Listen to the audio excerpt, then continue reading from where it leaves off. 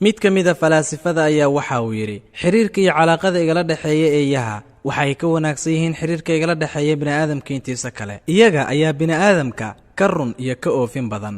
waan ogahay oraahyadaasi inay yihiin kuwo u muuqda kuwo la yaab leh, laakiin waxaa jira dad xiriir dhaba la leh xayawaanada qaar, kuwaasi oo la odhan karo xiriirka ay la leeyihiin xayawaanada xitaa lama laha dadka kale. haddaba arrinta aan barnaamijkeennan ku soo bandhigi doonno waa ay ka weyn tahay wax la malaysan karo, innagoo isla daawan doona saaxiibtinimadii ugu yaabka badneed ee dhex martay dad bini'aadama iyo xayawaanno kala duwan. nambarka 1, ugaarsade iyo malayga lagu magacaabo qirshiga. Arnold Pointer waa ugaarsade ku nool koonfurta Australia. maalin maalmaha ka mid a isagoo ku jira mid ka mid a safaradiisa uu ku marayay badda ayaa waxa uu badbaadiyey malayga ama kalluunka afka carabiga loogu yeero qirshiga, midaasi oo ahayd dhadig. malayga nuuca dhadiga ah ayaa shabakada u soo galay ninkan, kadibna markii uu ka badbaadiyey kuwo kale oo weerar ku hayay, waxaa soo muuqatay kalluunkii ood u malaynaysa sida inay u mahadcelinaysa ninkan badbaadiyey oo kale, laakiin arrintu intaa kuma ekayn. malaygii nuuca dhadiga ah ayaa waxa ay bilowday in ay ku wareegaysato doonta uu ninkan watay, iyadoona ay la yaabeen dadkii la socday. kadibna siime eegane biyaha ayuu ku booday, iyadoona waxba aan yeelin. waxay u dhaqmayeen sida laba saaxiiba oo kale.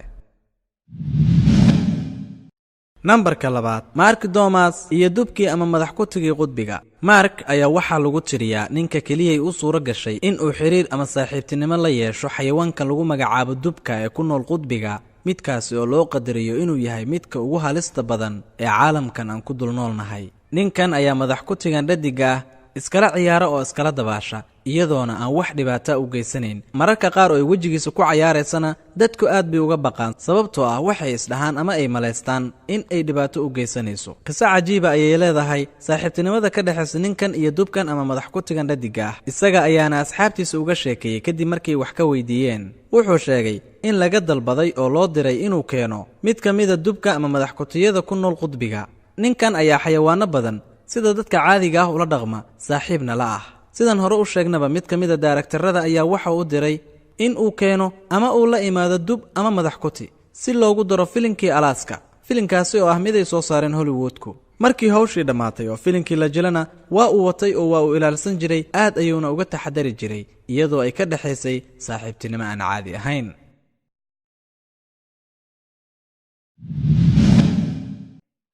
nambarka 3, ugaarsade iyo yaxaas.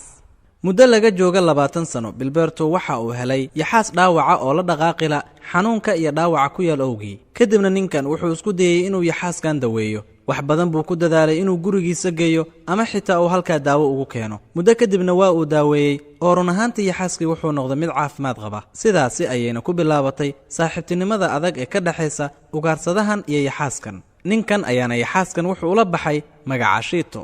sidoo kale ugaarsadahan waxa uu sheegay in calaaqada iyo saaxiibtinimada ka dhaxaysa yaxaaskan ay tahay mid aad u adag.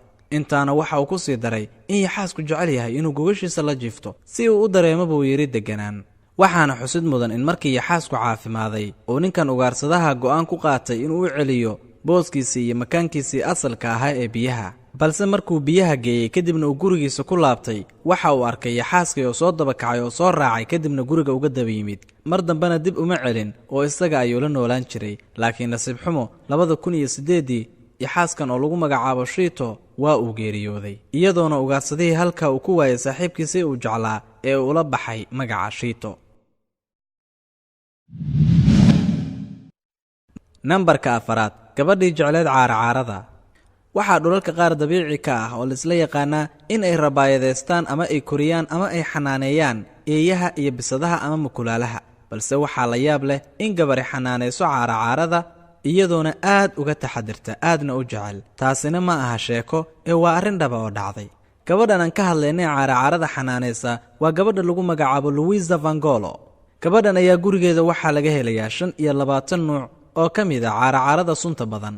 gabadhani inay xanaanayso, la ciyaarto oo waqti la qaadato caaracaarada wax dhiba uma aragto. waxaa ka mid ah noocyada caaracaarada ee gurigeeda ku nool nuuca dahabiga ah ee quruxda badan, iyadoona Louisa ku dadaalayso in wax waliba ay awood u leedahay ku bixiso xanaanaynta iyo ilaalinta iyo ka taxadaridda caaracaaradan. cunto ayay siisaa, caafimaadkooda ayay ka taxadirtaa, sidoo kalena caaracaaradan weligeed iyada ma qaniinin sidoo kalena ehelkeeda ay la nooshahay waa la mid oo weligood caaracaaradan wax xadguduba kuma samayn qoyskan.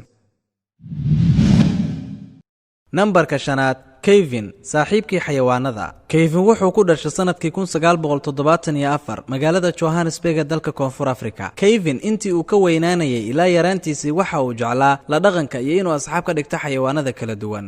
intii uu yaraa gurigiisa wuxuu ku xanaanayn jiray bisadaha, eeyaha iyo rahda ama rakaha. markii uu weynaadayna waxa uu aad u jeclaa inuu wax badan ka ogaado caalamka xayawaanaadka, isagoona intaa kadib ku biiray kuliyad lagu barto caafimaadka quseeya dhanka xayawaanaadka. wax badan ayuu bartay oo ku saabsan qaababka qaliimada loogu sameeyo xayawaanada, sidoo kalena waxa uu kala bartay dhammaan xubnaha xayawaanaadka qaabka ay u shaqeeyaan. waxa uuna dhinacaasi ku noqday dhakhtar aad u xirfad badan, balse kuliyadii uu soo bartay waa uu iska daayay inuu ku shaqeeyo oo wuxuu middaa ka doortay inuu waardiyo u noqdo mid ka mida beeraha xayawaanada. ninkan ayaa waxa uu shahaado ku qaatay la dhaqanka iyo qaabka cajiibka ah ee uu la nool yahay, saaxiibkana ula yahay xayawaanada kala duwan. badanaana waxa uu la saaxiibaa xayawaanada halista ah sida libaaxyada iyo weliba waraabaha. Kevin wax dhibaato uma arko inuu dhaxda ka galo group ama koox badan oo libaaxyo ah, isagoona aad ula ciyaara waqti badanna la qaata. Kevin hadda waxa uu leeyahay beeradu weyn oo lagu xanaaneeyo xayawaanada kala duwan, wuxuuna aad saaxiib u leeyahay oo ugu dhow yahay libaaxyada, waraabayaasha iyo weliba sidoo kale xayawaanada kale ee ugaarsada aadkana u halista badan. waxaana xusid mudan intii uu la noolaa ama saaxiibka la ah xayawaanada kala duwan sida libaaxyada in ay 2 mar dhaawaceen. mar kamida waxay ahayd mar filin la duubayay. wuxuuna sheegay Kevin inkastoo xayawaanadan ay degan yihiin 99%, haddana waxaa jirtaba uu yidhi 1% inay halis ku geysan karaan. halistaasi oo noloshaada ku dhaafsiin karta maalin uun ka mida maalmaha. waad ku mahadsan tahay daawashada muuqaalkan. fadlan hadday tahay markii kugu horeysoodna soo booqato subscribe dheh, rukumo oo subscribe dheh, kadibna gambaleelka furo si aad u hesho dhammaan muuqaalada halkan aan soo gelino. fii amaanillah.